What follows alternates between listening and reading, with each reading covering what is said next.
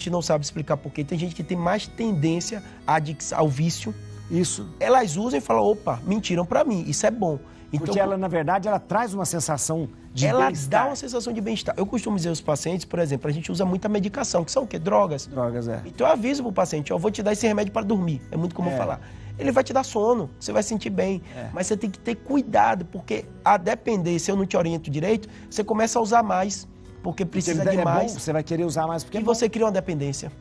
Você E droga é a mesma coisa. O grande problema da droga é que muitas vezes ela te prejudica ou te vicia com uma quantidade muito pequena.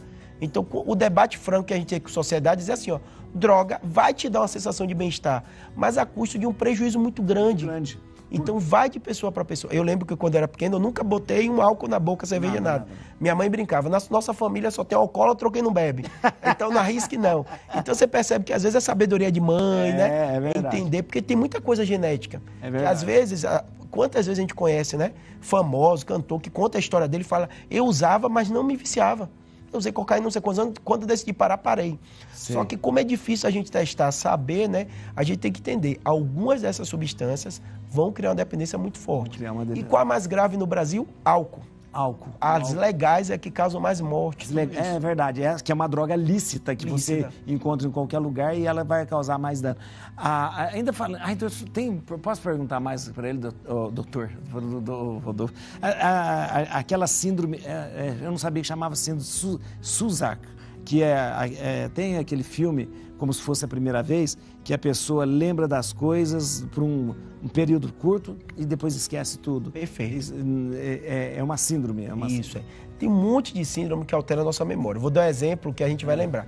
Quando você sofre um acidente, muitas vezes a pessoa tem uma amnésia, ela não consegue lembrar. Não consegue lembrar, Ela fala, não sei. É o processo de aceleração e desaceleração do nosso cérebro. Tá. Anestesia também. Anestesia também. A gente não consegue lembrar mesmo. E às vezes fica um flash, né? Eu lembro que você apareceu, eu não lembro e tal. É uma coisa. E tem doenças mais complexas como essa, que modifica justamente uma região muito delicada da memória.